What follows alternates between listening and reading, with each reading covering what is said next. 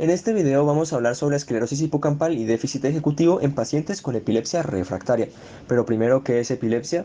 Se define como un trastorno cerebral caracterizado por la predisposición a tener crisis epilépticas no provocadas, es decir, sin tener en cuenta un factor de base como lo pueden ser un golpe en la cabeza, obstrucción en una arteria, fiebre muy elevada o infecciones, que den respuesta al por qué está teniendo dicha crisis.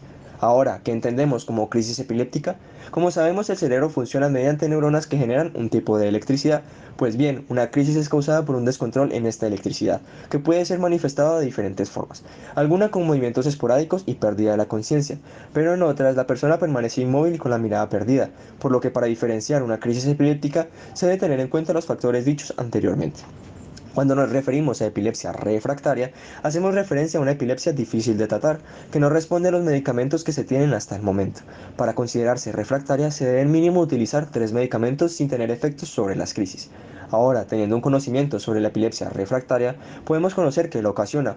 Una epilepsia refractaria puede ser causada por tumores benignos dentro del cerebro, muerte celular, alteraciones de la migración y organización de los cuerpos de las neuronas. Hay diferentes tipos de epilepsia según el área del cerebro en el que se encuentren. Estas áreas podemos verlas como el mapa de Colombia, pues este está dividido por regiones que en el caso del cerebro conoceremos como lóbulos.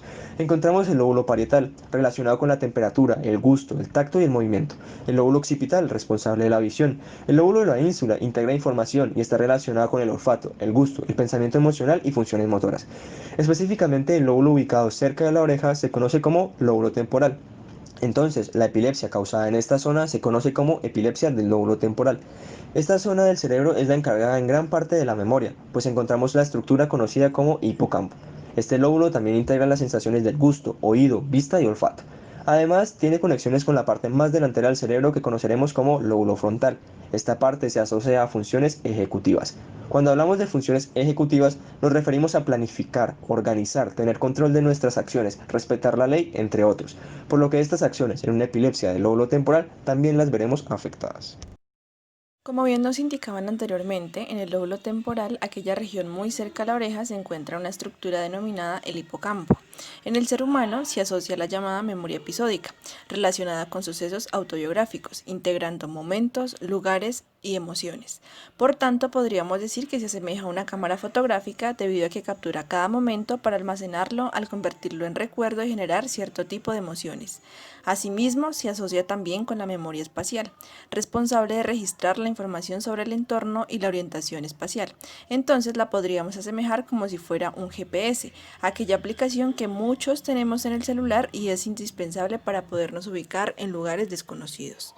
Recordando, las epilepsias son unos trastornos que se caracterizan porque las personas presentan sacudidas rápidas y sin control, resaltando que no todas se asocian a este tipo de reacciones. Retomando la semejanza con el mapa, podríamos decir que en este caso, en la región temporal, está ocurriendo una descarga eléctrica y en cada casa se va y vuelve la energía. Esto mismo ocurre con las conexiones entre nuestras neuronas y por ello se puede presentar este tipo de movimientos debido a que la crisis puede ser generalizada a cualquier parte del cerebro, generalmente a la corteza motora. Cuando algo anormal ocurre, podemos decir que es porque algo no está funcionando bien. Por tanto, se asocia a un fenómeno denominado esclerosis hipocampal, relacionado con la pérdida neuronal, es decir, los cables de energía encargados de llevar electricidad a cada casa se están degenerando o dañando. Usualmente se presenta entre los 6 y 10 años, pero puede estar presente desde la infancia hasta los 30 años. Como podemos observar, esta estructura se asemeja a un caballo de mar. Entonces, cuando realizamos un corte a la mitad de la misma, visualizamos cada parte por la cual se compone y vemos que presenta la forma de la letra S o la forma de un gusano, siendo importante resaltar que la formación hipocampal está constituida por una serie de estructuras internas, entre las cuales está el asta de Hammond, la cual es similar a la cabeza de la letra S o también podríamos decir a la cabeza de un gusano, donde se ubicarán aquellos cables que sufrirán degeneración y por los cuales se interrumpirá el circuito de información. En cuanto a tratamiento, los medicamentos para las convulsiones pueden tener efectos secundarios. Si estos interfieren en el desarrollo de las actividades básicas de la vida cotidiana, se debe considerar suspender el medicamento. Eso suele suceder en la epilepsia refractaria. Por ello, es común recurrir a un tratamiento por cirugía, donde se practica una extracción del lóbulo temporal en casos de esclerosis hipocampal. Los estudios iniciales indican que se debe realizar antes de los 40 años y en personas que persistan con las crisis convulsivas aún habiéndose sometido a un tratamiento médico. En caso de que no se pueda realizar la cirugía, se sugiere otro tipo de tratamiento sin medicamentos. Estos son importantes porque las personas con epilepsia refractaria presentan problemas en la memoria episódica y operativa, por lo que pueden llegar a tener depresión o ansiedad. En esas personas se realiza la estimulación cognitiva y esta la podemos ver como una gimnasia cerebral, pues se trata de un entrenamiento de manera apropiada y constante, aumentando así la comunicación entre neuronas como si tuviéramos un circuito de cables que vamos conectando poco a poco. Con esto la persona manifestará una mayor y mejor adaptación al medio, pues esta estimulación también facilita el contacto personal con el terapeuta y con otras personas, lo que le ayuda al sujeto para mejorar sus habilidades no solo cognitivas, sino también su esfera conductual, social, familiar y biológica. En caso de una crisis epiléptica, se debe recostar la persona a un lado para ayudarla a que respire mejor, se deben retirar los objetos que le puedan causar daño a la persona, no se deberá colocar nada en la boca de la persona y si esta persiste más de 5 minutos, se debe llamar a emergencias.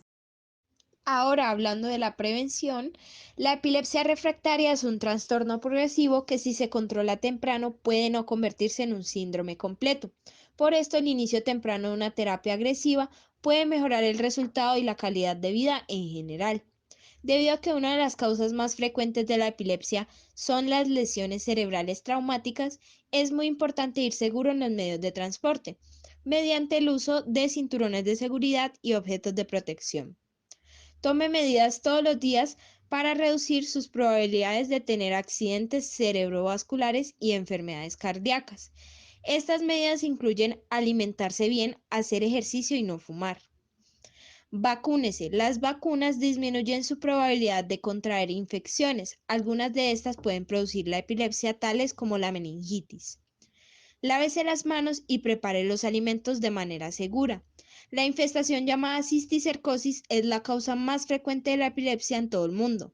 Un parásito causa esta infestación, que se previene con buena higiene y prácticas seguras de preparación de alimentos. Manténgase sana durante el embarazo. Algunos problemas durante el embarazo y el nacimiento pueden producir epilepsia, debido a que los bebés son muy sensibles al daño cerebral, que puede producirse por varios factores como la infección en la madre, una mala nutrición o deficiencia de oxígeno.